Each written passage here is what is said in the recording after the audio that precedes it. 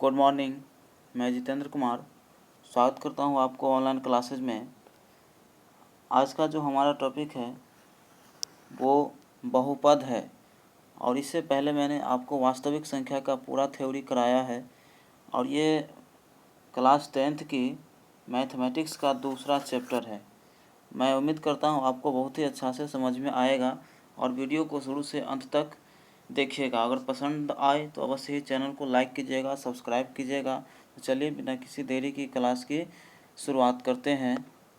और आज का जो हमारा मुख्य टॉपिक है वो बहुपद है और वो बहुपद जो है आपको पता होगा कि बहुपद बीज गणित के अंतर्गत आता है, जिसको हम इंग्लिश में अलजेब्रा भी कहते हैं। और बीज गणित के अंतर्गत ही हम कई सारे चैप्टरों को देखते हैं।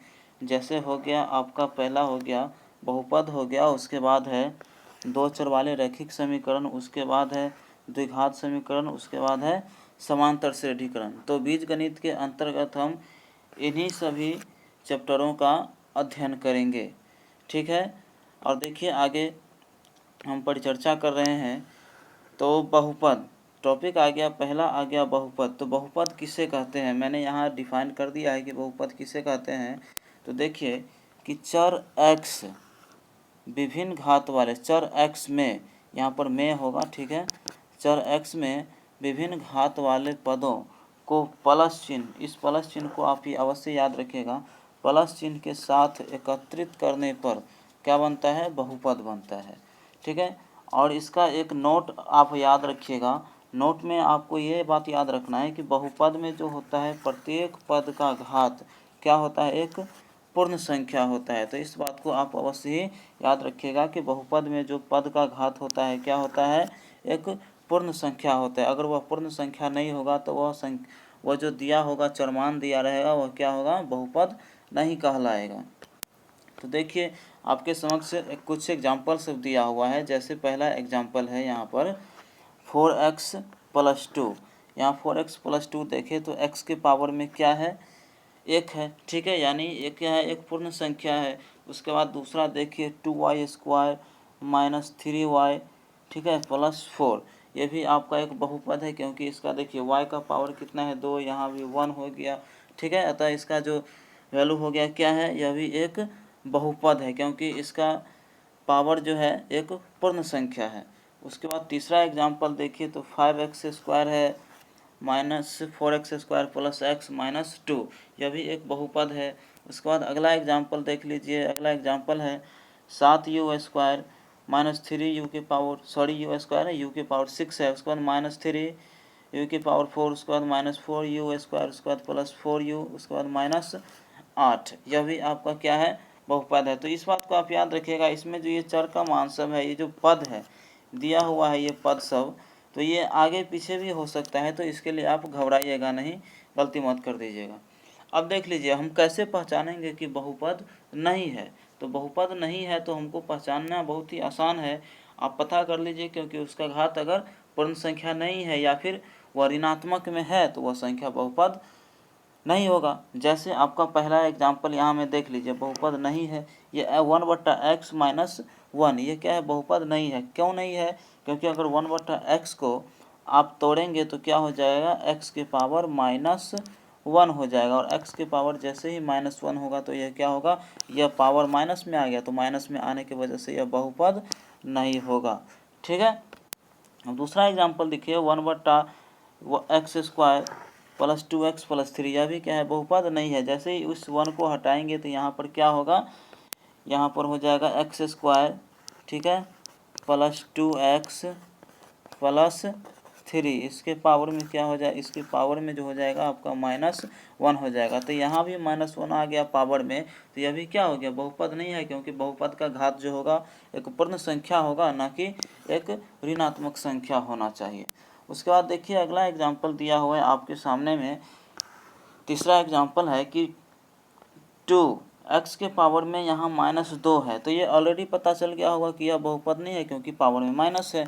उसके बाद अगला देख लीजिए, x के पावर में 1.5 है, तो ये 0.5 यानी पूर्ण संख्या के रूप में नहीं है, पॉइंट के रूप में है, तो यह भी एक बहुपद नहीं है, ठीक है। समझ में आ गया होगा, उम्मीद करता हूँ। अब चल रहे हम आगे, तो आगे देख लीजिए, आ रहा है कि घात के आधार पर बहुपद के प्रकार। तो घात के आधार पर बहुपद के प्रकार, तो घात के आधार पर बहुपद के प्रकार में हम पहला जो आता है वह क्या है आपका रैखिक बहुपद है। ठीक है, लीनियर पॉलिनोमियल के नाम से इसे हम जानते हैं। तो रैखिक बहुपद किसे कहते हैं? तो घात एक के पद को क्या कहते हैं हम? रैखिक बहुपद कहते हैं। जिसका घात एक होगा वह क्या कहलाएगा? रैखिक बहुपद कहलाएगा। जैसे कुछ एग्जाम्पल में दिया हुआ है 2x - 3। तो यहाँ देख लीजिए x के पावर अगर कुछ नहीं है तो इसका मान ये हुआ कि x के पावर में 1 होगा। यहाँ भी है √3x - 5, यानी x के पावर में यहाँ पर 1 है, कुछ नहीं तो 1 है। ठीक है, उसके बाद है y + √2, यह भी क्या है? एक रैखिक बहुपद है। उसके बाद x भी क्या है? एक रैखिक बहुपद है, इत्यादि etc। और भी बहुत सारे एग्जाम्पल सब हो सकता है। ठीक है, अब आता है रैखिक बहुपद का व्यापक रूप, जो कि आपको ये बहुत ही महत्वपूर्ण है, इसे आप याद रखिएगा।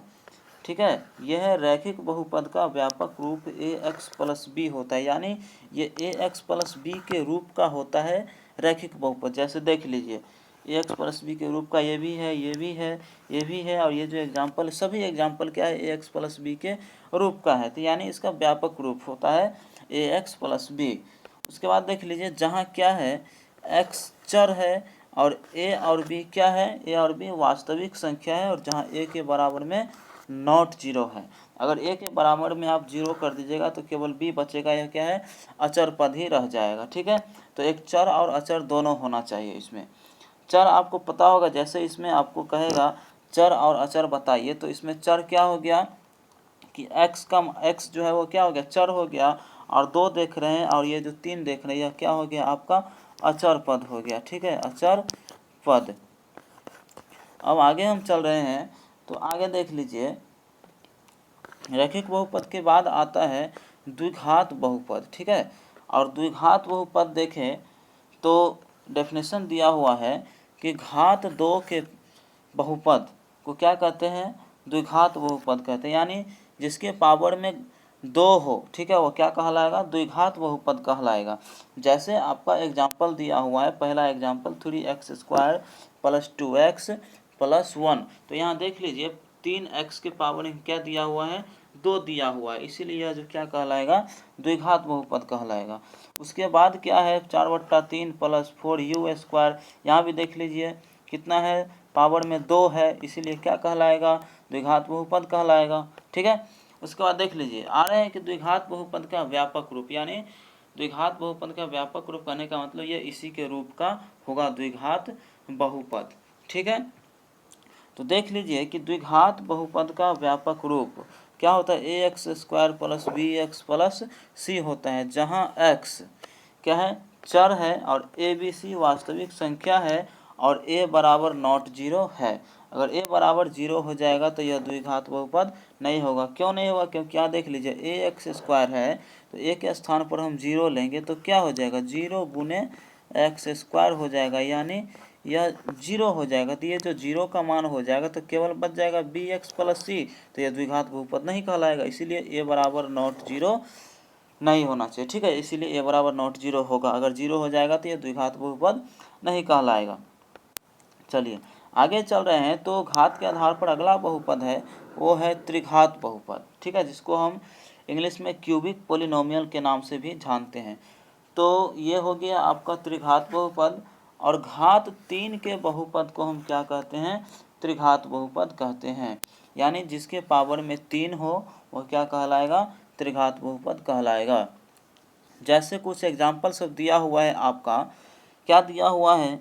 तो 2 - x³ यहाँ देख लीजिए x के पावर में कितना है? 3 है, तो जिसका घात 3 वह कहलाएगा त्रिघात बहुपद। उसके बाद आगे देख लीजिए, यहाँ केवल x³ है, तो यह भी आपका त्रिघात बहुपद कहलाएगा। ठीक है, उसके बाद है आपका एग्जाम्पल 3x² - 2x² + x - 1। यह भी क्या है? एक आपका त्रिघात बहुपद है, क्योंकि सबसे अधिकतम घात कितना है? यहाँ 3 है। उसके बाद आ रहे हैं 3 - x² + x³। यह भी क्या है? त्रिघात बहुपद है, क्योंकि x का जो पावर है कितना है? अधिकतम पावर 3 है तो अधिकतम पावर रहेगा उतना आपका बहुपद कहलाएगा। अधिकतम पावर अगर 4 है तो चतुष्घात बहुपद कहलाएगा, 3 है तो त्रिघात बहुपद कहलाएगा, अधिकतम पावर 2 है तो द्विघात बहुपद कहलाएगा। और इस बात को हमेशा याद रखिएगा कि जितना पावर में अधिकतम रहेगा, ठीक है, उतना उसका आंसर आएगा यानी मूल होगा। जैसे रैखिक बहुपद, तो रैखिक बहुपद की पावर में 1 है तो उसका शून्य केवल 1 होगा। उसके बाद द्विघात बहुपद की बात करें तो द्विघात बहुपद की पावर में शून्य क्या है, 2 होगा, ठीक है। द्विघात बहुपद की पावर 2 है तो इसका शून्य यानी x का मान 2 होगा, ठीक है। उसके बाद त्रिघात बहुपद बात करें तो त्रिघात बहुपद के शून्यकों की संख्या कितना होगा, 3 होगा, ठीक है। तो ये त्रिघात बहुपद के शून्यकों की संख्या 3 होगा। अब हम चल रहे हैं आगे, चल रहे हैं तो देख लीजिए अगला टॉपिक आ रहा है त्रिघात बहुपद का व्यापक रूप। देख लीजिए कि त्रिघात बहुपद का व्यापक रूप क्या होता है, ax³ plus bx² plus cx plus d होता है, जहाँ क्या x चर है, a b c d क्या है वास्तविक संख्या, और जहाँ a बराबर नॉट 0 है। इस बात को आप हमेशा याद रखिएगा, अगर a बराबर हम 0 करेंगे तो क्या होगा, यह त्रिघात बहुपद नहीं कहलाएगा। जैसे ही इसका मान 0 बैठेगा a का तो केवल बच जाएगा bx² plus cx plus d, तो यह क्या हो जाएगा, द्विघात बहुपद हो जाएगा। इसीलिए a बराबर नॉट 0 होना चाहिए, ठीक है। चलिए आपका जो अगला पॉइंट है आ रहा है बहुपदों का शून्यक का ज्यामितीय अर्थ। बहुपदों के शून्यकों का ज्यामितीय अर्थ क्या होता है, तो देख लीजिए कि एक रैखिक बहुपद, ठीक है, एक रैखिक बहुपद ax प्लस बी दिया हुआ है, ax प्लस बी के लिए y ax प्लस बी बराबर का इसका जो ग्राफ होगा क्या होगा, एक सरल रेखा होता है जो x अक्ष को ठीक एक बिंदु -b, 0 पर प्रतिच्छेद करता है। तो आप इसे अगर यह समझ में नहीं आए तो सिंपल आप याद रखिए कि रैखिक बहुपद का जो आलेख होता है, जो ग्राफ होता है, वो कैसा होता है, सरल रेखीय होता है। सिंपल पूछेगा आपसे कि रैखिक बहुपद का आलेख कैसा होता है, तो आपको जवाब देना है क्या होता है, सरल रेखीय होता है। रैखिक बहुपद का ग्राफ क्या होगा, सरल रेखीय होगा। उसके बाद ठीक उसी प्रकार से अगला देख लीजिए कि रैखिक बहुपद ax प्लस बी, ठीक है, जहाँ a बराबर क्या है, नॉट 0 है, का केवल एक शून्यक है जो उस बिंदु का x निर्देशांक कहलाएगा। ये बात मैंने आपको पहले ही बता दिया है कि जितना पावर रहेगा उतना उसका शून्यक रहेगा। उसके बाद आप देख लीजिए अगला पॉइंट है द्विघात बहुपद। तो द्विघात बहुपद का जो आलेख होगा वह कैसा होगा, परवलय होगा। इस बात को आप केवल याद रख लीजिए कि द्विघात बहुपद का आलेख क्या होगा, परवलय होगा, पाराबोला होगा। आपसे सीधा पूछा जाएगा क्वेश्चन में कि द्विघात बहुपद का आलेख कैसा होता है, तो आपको जवाब देना है परवलय होता है। चलिए आगे चल रहे हैं तो द्विघात बहुपद ax² plus bx plus c, ठीक है, के शून्यकों की संख्या कितनी होती है, 2 होती है। क्यों 2 होती है, क्योंकि इसका अधिकतम पावर कितना है, 2 है, इसीलिए इसकी शून्यकों की संख्या अधिकतम कितना होगा, 2 होगा। इस बात को आप याद रखेंगे। आगे हम चल रहे हैं तो आ रहा है कि त्रिघात बहुपद, और त्रिघात बहुपद में आपको पता है कि ax³ इसका व्यापक रूप दिया हुआ है त्रिघात बहुपद का, ax³ plus bx² plus cx plus d, जहाँ a बराबर क्या है, नॉट 0 है, के लिए एक संगत समीकरण दिया हुआ है y बराबर ax³ plus bx² plus cx plus d का ग्राफ क्या होता है, वक्र रेखीय होता है, ठीक है। तो इसमें केवल आपको सिंपल एक बात याद रखिए, त्रिघात बहुपद का आलेख क्या होता है, वक्र रेखीय होता है, यानी इस टाइप का आलेख होगा त्रिघात बहुपद का, ठीक है। तो देख लीजिए यहाँ पर साइन भी दिया हुआ है, त्रिघात बहुपद का आलेख कैसा होता है, वक्र रेखीय होता है, केवल इस बात को आप याद रखिए। चलिए अब हम नेक्स्ट पॉइंट की ओर चल रहे हैं। तो दिया है कि त्रिघात बहुपद ax³ प्लस bx², ठीक है, प्लस cx प्लस d के शून्यकों की संख्या कितना होता है, 3 होता है। क्यों 3 होता है, क्योंकि इसकी अधिकतम संख्या x के पावर कितना है, 3 है, इसीलिए त्रिघात बहुपद के शून्यकों की संख्या कितना होगा, 3 होगा। अतः आपका आंसर होगा 3, ठीक है। और द्विघात बहुपद के शून्यकों की संख्या 2 होगा, रैखिक बहुपद के शून्यकों की संख्या 1 होगा। ठीक उसी प्रकार से त्रिघात बहुपद के शून्यकों की संख्या 3 होगा। अब चलिए आते हैं कुछ फार्मूला की ओर, और फार्मूला में दिया हुआ है बहुपद के शून्यक। शून्यक जब भी आपको ज्ञात करने के लिए कहें तो आप समझ जाए कि हमको x का मान ज्ञात करने के लिए कह रहा है। ठीक है, तो यहाँ दिया है रैखिक बहुपद का शून्यक हमको कैसे निकालना होगा। तो रैखिक बहुपद के शून्यक के लिए क्या है, माइनस अचर पद बट्टे, ठीक है, x का गुणांक। तो माइनस अचर पद कहने का मतलब माइनस बी, ठीक है, माइनस बी बट्टा ए। इसमें देख लीजिए ये माइनस बी बट्टा ए माइनस अचर पद, तो ये माइनस ऐसे ही लिख दीजिए। ठीक है, यहाँ माइनस ऐसे ही है, और अचर पद कहने का मतलब ये जो संख्या b है यही हो गया अचर पद। ठीक है, उसके बाद x का गुणांक यहाँ पर क्या है, a है, यानी x के गुणा में a है तो यही a उतर गया। तो इसका फॉर्मूला होगा रैखिक बहुपद का कि रैखिक बहुपद ax प्लस b का शून्यक होगा माइनस b बट्टा a। सिंपल में आप इसको याद रखिएगा। अब हम चल रहे हैं द्विघात बहुपद का शून्यकों और गुणांकों के बीच में संबंध।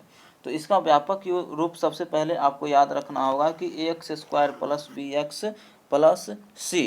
तो देख लीजिए द्विघात बहुपद के शून्यकों का योग क्या होता है, यहाँ पर दिया गया है माइनस एक्स का गुणांक बट्टा एक्स स्क्वायर का गुणांक। तो माइनस एक्स यहाँ पर देख लीजिए, माइनस एक्स कहने का मतलब ये एक्स होगा। ठीक है, एक्स का गुणांक क्या है, b है यहाँ पर। ठीक है, तो वही b लिख दिया और माइनस वैसे ही उतार दिए हैं। और एक्स स्क्वायर का गुणांक कहने का मतलब ये जो एक्स स्क्वायर है इसके गुणा में a है, तो ये a मैं यहाँ पर उतार दिया हूँ। तो अतः कि क्या हो जाएगा, आपका शून्यकों का योग हो गया माइनस एक्स का गुणांक बट्टे एक्स स्क्वायर का गुणांक। अगर दूसरे भाषा में देखें तो इसे अल्फा प्लस बीटा बट्टे माइनस बराबर होगा माइनस बी बट्टा ए। इसे हम अल्फा कहते हैं। ठीक है, ये जो साइन दिया हुआ है अल्फा हो गया और ये बीटा हो गया। हम लिखेंगे कैसे अल्फा, तो सिंपल वे है ऐसे हम अल्फा लिखेंगे। बीटा कैसे लिखेंगे, तो सिंपल वे में हम ऐसे बीटा लिखते हैं। ठीक है, देख लीजिए, तो ये हो गया अल्फा प्लस बीटा बराबर माइनस बी बट्टा ये। आप इसको याद रखेंगे, अल्फा प्लस बीटा को हम शून्यकों का योग भी कहते हैं। अब हम चल रहे हैं आगे, शून्यकों का गुणनफल। शून्यकों का गुणनफल देख लीजिए, यहाँ दिया है अचर पद बट्टे एक्स स्क्वायर का गुणांक। अचर पद आपको यहाँ पर मिल जाएगा, देख लीजिए, हम फिर से आपको दिखा रहे हैं। अचर पद कहने का मतलब यहाँ पर हो गया c। ठीक है, ये जो आप c देख रहे हैं यही क्या हो गया, आपका अचर पद हो गया। ठीक है, उसके बाद एक्स स्क्वायर का गुणांक देख रहे हैं, तो एक्स स्क्वायर का गुणांक यहाँ पर क्या है, a है। तो यही है कि अल्फा बीटा बराबर सी बट्टा ए, यानी शून्यकों का गुणनफल अल्फा बीटा बराबर सी बट्टा ए। ये अल्फा बीटा लिखा हुआ है, यानी ये इसको सीधा करें तो अल्फा गुने यह बीटा है, अल्फा गुने बीटा क्या होता है, शून्यकों का गुणनफल बराबर सी बट्टा ए होता है। इस फॉर्मूला को आप याद रखें, बहुत ही काम देगा आपको शुरू से अंत तक मैथमेटिक्स बनाने में। उसके बाद हम चल रहे हैं, तो अगला टॉपिक आ रहा है कि बहुपद। ठीक है, द्विघात बहुपद निकालना जब शून्यकों का योग दिया हो तथा उसका गुणनफल दिया हो। ठीक है, यानी अल्फा प्लस बीटा दिया रहेगा और अल्फा बीटा दिया रहेगा, तो आप द्विघात बहुपद कैसे ज्ञात करेंगे। तो इसके लिए फॉर्मूला है कि अल्फा प्लस बीटा बराबर माइनस बी बटा ए आपको दिया रहेगा और गुणनफल सी बटा ए दिया रहेगा। ठीक है, तब इसके लिए फॉर्मूला यहाँ पर लिख दिया हूँ मैं कि द्विघात बहुपद बराबर, ठीक है, क्या लिखा हूँ, द्विघात बहुपद बराबर कि एक्स स्क्वायर माइनस शून्यकों का योग इंटू एक्स प्लस शून्यकों का गुणनफल। दूसरे भाषा में देखें तो शून्यकों का योग ये हो गया अल्फा प्लस बीटा, शून्यकों का गुणनफल अल्फा बीटा। ठीक है, यानी x square minus alpha plus beta into x plus alpha beta. यही आपका द्विघात बहुपद का फॉर्मूला हो गया। जब आपको द्विघात बहुपद दिया रहे, उसका दो शून्यक दिया रहे, तो आप इसे आसानी से बहुपद के रूप में ज्ञात कर सकते हैं। चलिए, अब हम चल रहे हैं, नेक्स्ट पॉइंट है त्रिघात बहुपद के शून्यकों और गुणांकों के बीच में संबंध। ठीक है, तो अगला पॉइंट त्रिघात बहुपद के, ठीक है, शून्यकों और गुणांकों के बीच में संबंध है। तो इसमें सबसे पहले आप याद रख लीजिए कि त्रिघात बहुपद के जो व्यापक रूप है क्या है, a x cube plus b x square plus c x plus d होता है। इस बात को आप याद रखें, इससे पहले भी मैं आपको बता चुका हूँ। तो देखिए यहाँ पर दिया हुआ है शून्यकों का योग माइनस बी बट्टा ए। ठीक है, आप इसे याद रखें, शून्यकों का योग माइनस बी बट्टा ए। इसमें तीन शून्यक होता है, आपको पता होगा। रैखिक बहुपद में एक शून्यक था, द्विघात बहुपद में दो शून्यक था, और त्रिघात बहुपद यहाँ पर है तो कितना शून्यक है, तीन शून्यक है, जिसको हम अल्फा, बीटा और गामा के नाम से जानते हैं। ये जो तीनों साइन देख रहे हैं तो ये हो गया एक अल्फा, दूसरा हो गया बीटा और तीसरा हो गया गामा। ठीक है, तो alpha plus beta plus gamma बराबर फॉर्मूला हो जाएगा -b/a। शून्यकों का योग क्या होगा, -b/a। उसके बाद आ रहे हैं तो देख लीजिए कि अगला फॉर्मूला है आपके समक्ष शून्यकों का गुणनफल। शून्यकों का गुणनफल क्या दिया हुआ है, -d/a। शून्यकों का गुणनफल -d/a, आप इसे भी याद रखेंगे। अगला देख लीजिए, यहाँ पर दिया है शून्यकों का गुणनफल, जिसको हम दूसरे फॉर्म में लिखे तो alpha beta gamma, alpha beta gamma बराबर क्या होगा, -d/a। आप इस फॉर्मूला को भी याद रखें। तो अल्फा बीटा गामा बराबर क्या हो गया आपका फॉर्मूला, -d/a।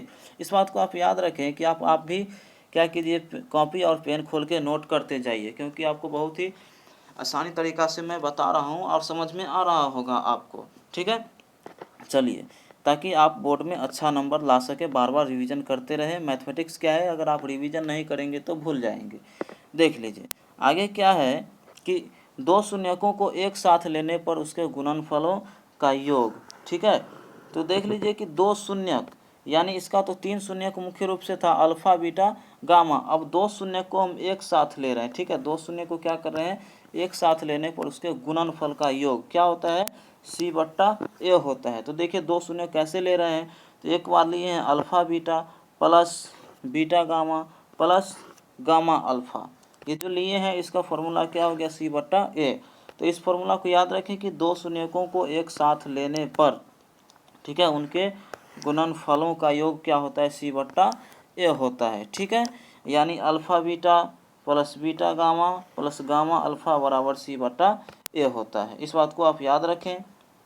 अब हम चल रहे हैं आगे, तो देख लीजिए बहुपद के विभाजन एल्गोरिथ्म। बहुपद के विभाजन एल्गोरिथ्म क्या होता है, जिस प्रकार से आपको हम बताए थे यूक्लिड विभाजन एल्गोरिथ्म, ठीक है, वास्तविक संख्या में, ठीक उसी प्रकार से यहाँ भी है। तो विभाजन एल्गोरिथ्म में ये है कि यदि px और gx कोई दो बहुपद हो जहाँ gx बराबर क्या होना चाहिए, नॉट जीरो, तो हम qx और rx ऐसे प्राप्त कर सकते हैं कि, ठीक है, ऐसे प्राप्त कर सकते हैं कि क्या हो, px बराबर gx into qx plus r होना चाहिए। यानी ये, और इसका अर्थ ये हुआ, मैं आपको हिंदी में समझा देता हूँ। ठीक है, मैं नीचे नोट किया हूँ, देख लीजिए। यहाँ भाज्य बराबर क्या है, भाजक गुने भागफल जोड़ शेषफल, और इस फॉर्मूला को मैंने आपको पहले भी बता चुका हूँ। तो यही इंग्लिश में ये लिख दिया हूँ, क्या लिख दिया हूँ इंग्लिश में यहाँ पर कि px बराबर, ठीक है, px बराबर, ठीक है, gx into qx plus rx, जहाँ पर px क्या हो गया, भाज्य हो गया, उसके बाद qx हो, ये जो gx दिया हुआ ये हो गया भाजक हो गया। ठीक है, यहाँ पर qx हो गया भागफल और rx हो गया शेषफल। ठीक है, तो यही मैंने यहाँ पर लिख दिया है। तो इसे आप जब इसे नया फार्मूला बनाएंगे तो क्या होगा, देख लीजिए, इसे आप याद रखिए, ये आपका मास्टर फार्मूला हो गया, और इसी मेन फार्मूला से ये अन्य सब जो देख रहे हैं ये तीन फार्मूला बन के सामने में आया है। तो देख लीजिए शेषफल बराबर क्या होगा, शेषफल बराबर होगा कि भाज्य माइनस भाजक गुने भागफल। ठीक है, उसके बाद अगला फॉर्मूला है भाजक बराबर क्या होगा, तो भाज्य माइनस शेषफल, ठीक है, बट्टा भागफल। उसके बाद अगला फॉर्मूला क्या है, भागफल बराबर है भाज्य माइनस शेषफल बट्टा भाजक। तो इस प्रकार से हम फार्मूला को पढ़ेंगे। इसमें अगर कोई आपको तीन चीज़ दिया रहे तो आराम से आप चौथा चीज़ को ज्ञात कर सकते हैं इस फार्मूला के माध्यम से। यानी उदाहरण के लिए बात करें तो भाज्य, भाजक और भागफल दिया रहे, ठीक है, तो यहाँ पर क्या ज्ञात कर सकते हैं आप जो है शेषफल ज्ञात कर सकते हैं। ठीक है, तो अब आगे देख लीजिए, इसी का कुछ भाग है कि त्रिघात बहुपद निकालना जब शून्यकों का योग तथा शून्यकों का गुणनफल दिया हो। ठीक है, जिस प्रकार से हम द्विघात बहुपद ज्ञात करने के लिए फॉर्मूला बताए थे, ठीक है, उसी प्रकार से त्रिघात बहुपद ज्ञात करने के लिए क्या है, यहाँ पर एक फॉर्मूला दिया हुआ है कि x³ minus alpha plus beta plus gamma into x square plus alpha beta plus beta gamma plus gamma alpha into x minus alpha beta gamma. इस फॉर्मूला को एक बार और देखिए हम कैसे पढ़ते हैं। एक्स क्यूब माइनस, ठीक है, alpha plus beta plus gamma into x square plus alpha beta plus beta gamma plus gamma alpha into x minus, ठीक है, अल्फ़ा बीटा गामा। तो इस प्रकार से हम इस फार्मूला को क्या करेंगे, याद रखेंगे, ठीक है। आप भी इस प्रकार से घेर लीजिएगा जब आप नोट बनाइएगा तो, ठीक है। चलिए आगे जो हम चल रहे हैं तो इसमें चलिए अगला अब कुछ नहीं है। तो इस प्रकार से मैंने आपको क्या किया कि पूरा बहुपद आपको एक ही वीडियो में समाप्त कर दिया हूँ। वीडियो पसंद आए तो अवश्य ही लाइक कीजिएगा, अपने दोस्तों के साथ शेयर कीजिएगा और हमें कमेंट बॉक्स में अवश्य ही बताइएगा कि हमें वीडियो पसंद आए। तब तक के लिए okay, take care, all the best, have a nice day, good night. जी धन्यवाद वीडियो देखने के लिए।